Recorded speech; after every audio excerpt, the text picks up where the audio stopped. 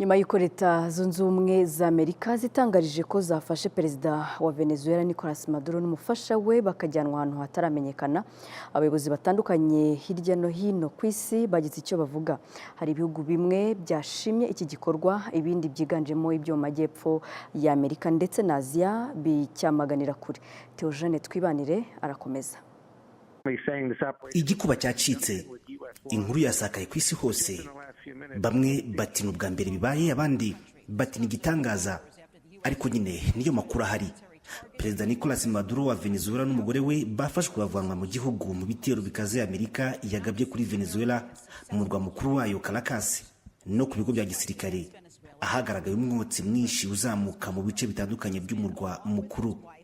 Trump yahise yacakira telefoni ye ajya ku rubuga rwe rwa Truth Social ati Amerika yagabye ibitero bikomeye kuri Venezuela kandi yafashe umutegetsi wayo Perezida Nicolas Maduro n'umugore we. Niko byagenze. Nicolas n'umugore we bajyanywe n'indege. Amakuru agaragaza ko byakozwe n'abakomando badasanzwe ba Leta Zunze Ubumwe za Amerika bitwa Delta Force. Bikimara kuba, Vice Perezida wa Venezuela Delcy Rodriguez yavuze ko guverinoma itazi aho Perezida Maduro cyangwa umugore we baherereye. Umugore we yitwa Celia Flores. Byabaye nk'inkuba ikubise, ariko abategetsi bakomeye mu isi wabaye umwanya wo gutangaza bishingiye ku ruhande buri wese abogamiyemo. Ibihugu hafi ya byose muri Amerika y'Amajyepfo ndetse na Aziya byamaganye iki gikorwa, uretse Perezida wa Argentine Javier Milei wanditse ngo ubwigenge bukomeje kujya mbere, aho yagaragaye mu kavideo wavuga ko Venezuela yari ikibazo ku karere baherereyemo. Umushinjacyaha mukuru wa Leta Zunze Ubumwe za Amerika Bondi Pamela yavuze ko Nicolas Maduro n'umugore we Celia Flores bamaze kuregerwa urukiko rwo mu majyepfo y'umujyi wa New York.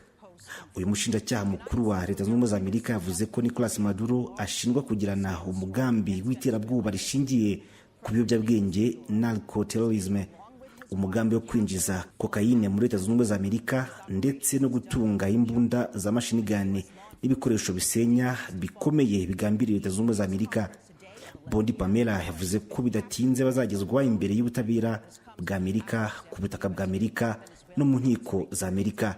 Uyu yashimye Perezida Trump ndetse n'ingabo zabo, yise izi ntwari zakoze ubutumwa budasanzwe kandi ngo bwagenze neza bwo gufata aba bakekwaho kuba abacuruzi mpuzamahanga b'ibiyobyabwenge. Undi wagize icyo yandika ni Perezida wa Kosovo Vjosa Osmani. Uyu yavuze ko Kosovo ishyigikiye byimazeyo Leta Zunze Ubumwe za Amerika na Perezida Trump mu bikorwa byo kurwanya ubutegetsi bwa Venezuela, yemeza ko bushingiye ku iterabwoba n'ibiyobyabwenge. Yagize ati bibyerekana imbaraga n'ubuyobozi bwa Amerika ikwiye kugira. Avuga ko abaturage ba Venezuela bakwiye ubwisanzure, demokarasi n'ejo hazaza hagengwa n'amategeko atari ubwoba gusa. Ibindi bihugu nabyo byavuze nka Colombia na imbibi na Venezuela yasabye byihutirwa kugabanya umwuka mubi w'intambara, ikabatangaje ko yashyize mu bikorwa ingamba zo kurinda abasivile, kubungabunga umutekano ku mupaka wa Colombia na Venezuela no gukemura vuba ibibazo byose byashoboka by'ubutabazi cyangwa ibyabimukira. Cuba izwiho kudacana uwaka na Amerika. Perezida wayo Miguel Diaz-Canel yise icyo gikorwa igitero cya Amerika cy'ubugizi bwa nabi. Yavuze ko igihugu cye cyamaganye icyo gitero kandi gisaba igisubizo cyihutirwa cy'umuryango mpuzamahanga. Atararangiza kuvuga, Minisitiri w'Ububanyi n'Amahanga wa Iran nawe yahise yamagana byimazeyo icyo gitero, avuga ko ari ukurenga ku bwigenge n'ubusugire bw'igihugu mu buryo bweruye kandi ko kigize ihonyorwa mu buryo bugaragara bw'amahame shingiro y'amasezerano y'umuryango w'abibumbye n'amategeko mpuzamahanga rusange, cyane cyane ingingo ibuza gutera ubwoba cyangwa gukoresha ingufu za gisirikari. Uburusiya nabwo, umukeba ukomeye wa Amerika binyuze muri Minisitiri w'Ububanyi n'Amahanga yabwo, bwanenze igikorwa cya Leta Zunze Ubumwe za Amerika cyo kugaba ibitero kuri Venezuela, buvuga ko ibyabaye biteye impungenge zikabije kandi ngo bikwiye kwamaganwa. Burenzaho no gushimangira ko impamvu zagendeweho hagabwa iki gitero ngo zidafite ishingiro, ndetse ko igikenewe kuri ubu kurusha ibindi ari gukumira ko ibintu birushaho gukara no gushyira imbaraga mu gushaka umuti binyuze mu biganiro. Naho Perezida wa Brazil Luiz Inácio Lula da Silva we yavuze ko ibisasu byatewe ku butaka bwa Venezuela no gufatwa kwa perezida wayo byarenze umurongo utakwihanganirwa. yagize ati ibikorwa bigaragaza igitero gikomeye cyane ku busugire bwa Venezuela kandi bikaba n'urugero rushya ruteye impungenge zikomeye ku muryango mpuzamahanga wose. Arongera ati ni intambwe ya mbere iganisha ku isi irimo urugomo, akajagari n'ibindi, aho amategeko y'ufite imbaraga arusha agaciro ubufatanye mpuzamahanga. Yavuze ko umuryango mpuzamahanga binyuze mu muryango w'abibumbye ugomba kugira uko witwara mu buryo bukomeye kuri iki gikorwa. Asoza avuga ko Brazil yamaganye ibyo bikorwa kandi ikomeza kwitegura guteza imbere inzira y'ibiganiro n'ubufatanye. Naho Kaja Kallas ukuriye diplomasi y'ubumwe bw'Uburayi yavuze ko yavuganye n'umunyamabanga wa Leta Zunze Ubumwe za Amerika Marco Rubio ndetse n'uhagarariye Uburayi muri Caracas aho muri Venezuela. Avuga ko bari gukurikirana uko ibintu bikomeza kugenda uko amasaha y'icuma. Minisitiri w'ububanyi n'amahanga w'Ubufaransa yavuze ko uku gufata Maduro bihabanye n'ihame ryo kudakoresha ingufu z'umurengera, bikaba bibangamiye amategeko mpuzamahanga. Yongeraho ko niba abaturage ba Venezuela bari babangamiwe bari kubyikorera bo ubwabo. Ukraine isanzwe ishinjwa kuba umwana wa Amerika yagaragaje ko ishyigikiye Amerika cyane. Minisitiri w'ububanyi n'amahanga wayo Andriy Sybiha ati Maduro yarenze ku mategeko n'amahame byose yabirenzeho. Naho umutwe wa Hezbollah ushamikiye kuri Libani wabyise igitero cy'iterabwoba cyakozwe na Amerika. Uyu mutwe uti twifatanyije bidasubirwaho na Venezuela, abaturage bayo, perezida wayo ndetse n'ubuyobozi bwayo muri rusange mu guhangana n'ubwirasi n'ubushotoranyi bwa Amerika.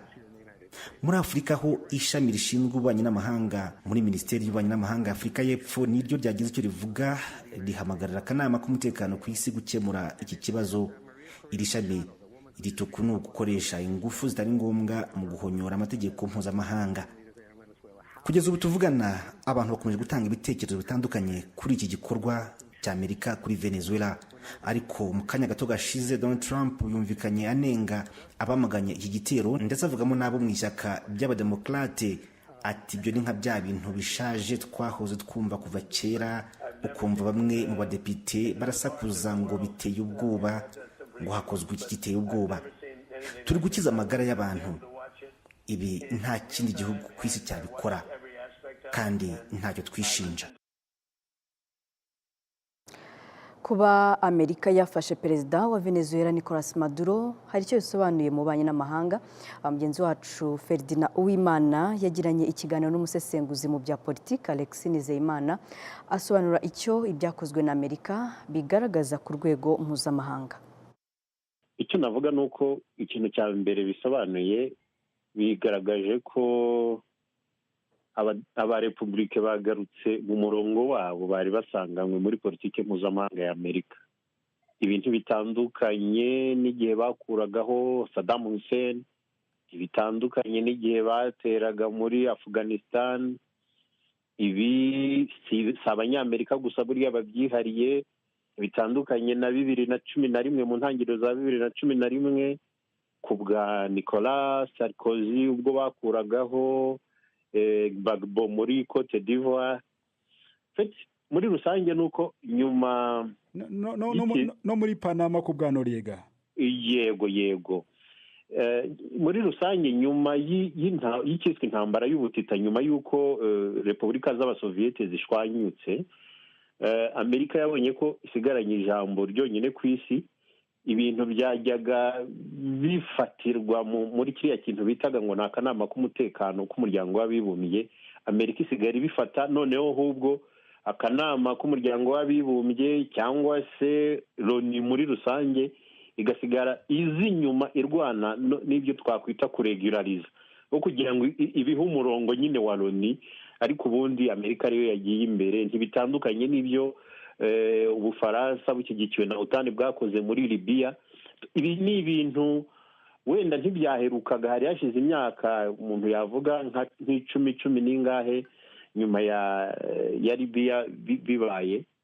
Ariko ibi ni ibintu ibi bihugu byiyumva nk'ibihangange, bifite ijambo ntavuguruzwa mu kanama k'umuryango w'abibumbye gashinzwe umutekano ku isi. Ni ibintu bakora kenshi, nubwo wenda umuntu atari kubitegereza kuri Donald Trump ukurikije uko we yasobanuraga politike ye. Ariko ibi ni ibintu ibi bihugu bikora. Twatanze izo ngero, abafaransa babikoze muri Afurika.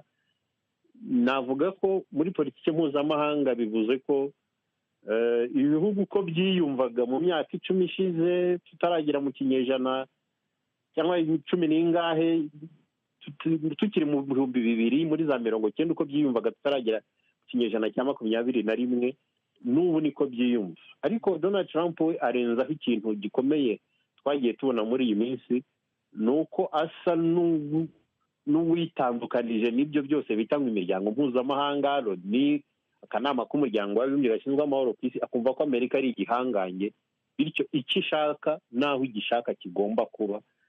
Nibyo bintu rero twagiye tubona cyane cyane.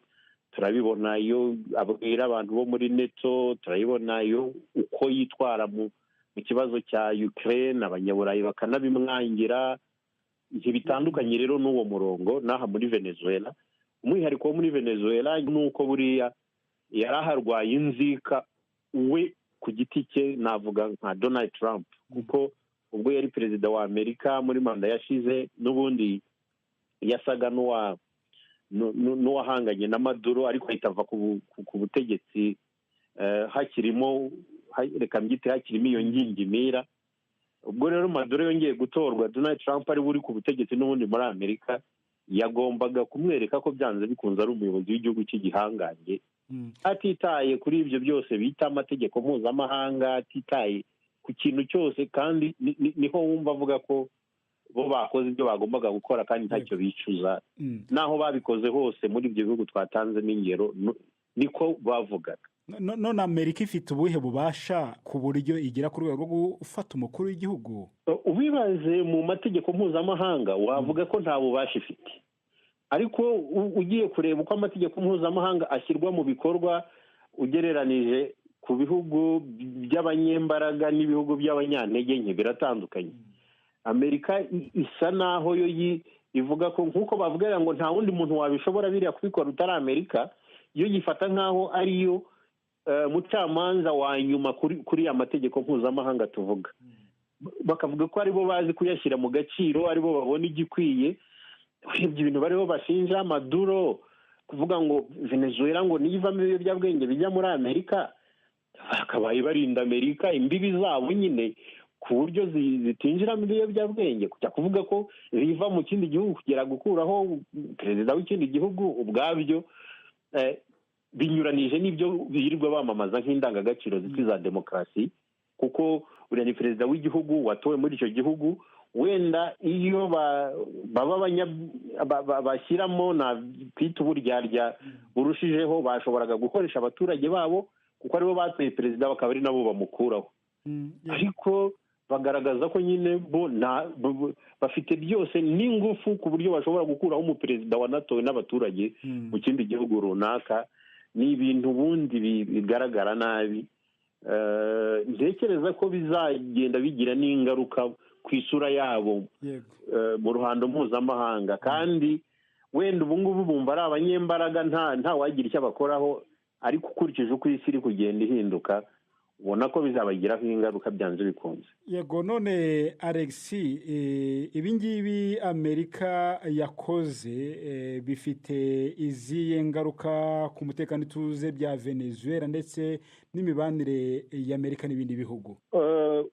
Uhereye ku mutekano wa Venezuela ho baraza kugira ibibazo bikomeye, kuko niba koko bavuga ko ari ahantu hakorerwaga ubucuruzi bw'ibiyobyabwenge, kandi twabonye ahantu hose bagiye bakuraho ubutegetsi, aho babashije kubukura, ubwo turavuga muri za Afghanistan, turavuga muri za Iraq, hose byagiye bigera ubwo bataha umutekano warabananiye kuwugarura, kubera ko ni ikindi gihugu cyinjiye mu muco w'ikindi, ku buryo utavuga ngo ibyo abaturage ba Amerika batekereza n'ibyo abaturage ba Venezuela batekereza, ku buryo ubuyobozi bwa Amerika buzayobora Venezuela uko abanyavenezuela batekereza.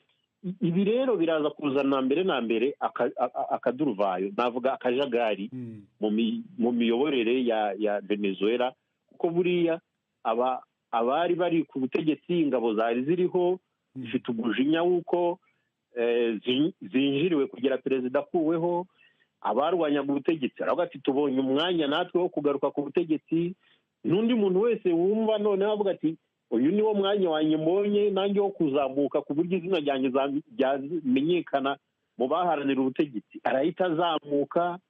Ya mitwe icuruza ibiyobyabwenge yari muri biriya bihugu bituranye na Venezuela, yavuga ati tubonye igihugu kirimo akavuyo, tugiye noneho gupangiramo gahunda zacu. Twese mpamya ko Amerika iri bwoherezeho igisirikare cyayo ngo gisimbura icya Venezuela na polisi ku buryo bari n'inzego z'ubuyobozi ku buryo bari bucunga umutekano nk'uko bacunga uwa Amerika. Igikurikiraho muri Venezuela ni ako kajagari cyo abantu bakitege. Hanyuma umubano wa Amerika n'ibindi bihugu uraza kuzamo iki gitotsi nyine cyo kuvuga ngo aba bantu bigize abapolisi b'isi ku rwego rw'aho bagera gukuraho perezida watowe.